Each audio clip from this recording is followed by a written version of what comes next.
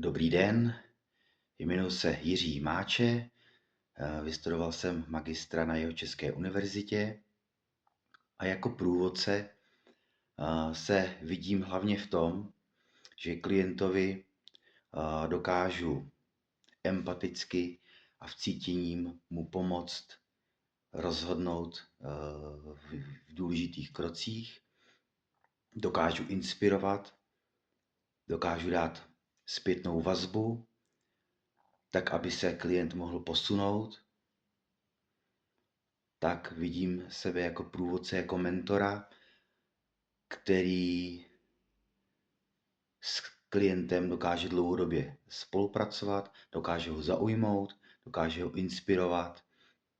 A na druhou stranu nehodnotí negativně jeho kroky nebo rozhodnutí, ale pomáhá mu na té cestě se zlepšovat, vyvíjet, posouvat se dál a dělat správné kroky v jakémkoliv vzdělávacím nebo osobnostním procesu. Díky tomu, že jsem učil, jsem vystudovaný učitel, díky tomu, že jsem vedl taneční školu, taneční kurzy a učil jsem taneční páry, později jsem podnikal ve financích a v roli ředitele jsem školil, prezentoval a přednášel před velkou skupinou lidí, tak mám dostatečné zkušenosti, čímž přeskakuji do bodu 2, jaká mě formovala zkušenost. V mládí mě formoval sport, protože jsem závodně jezdil na kajaku na divoké vodě. Potom mě formoval proces závodního tancování, vedoucího a učitele v tanečním klubu, poté tanečního mistra.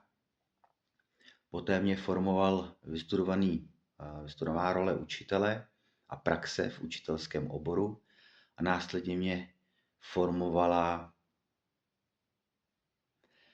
kariéra manažera a ředitele ve finančně poradenské skupině Partners, kde jsme se mohli inspirovat několika významnými kouči, psychologi, mentory. A díky těmto milníkům a zkušenostem jsem v té kariéře dokázal překonávat překážky, nervozitu, nové věci, vystoupit z komfortní zóny. Tím přeskakuji do bodu 3, jak zvládat nejistotu a náročné situace. Tak jednak je to tím, že se mohu opřít o dosavadní zkušenosti, jednak je to jednoduchými cvičeními jako sklidnění, dechová cvičení, nádech, výdech, ale také je to tím představit si, jak daná situace může dopadnout úplně nejhůře. To znamená obrátit si při nějaké náročné situaci, obrátit si ten výsledek a říct si, co se může stát nejhoršího.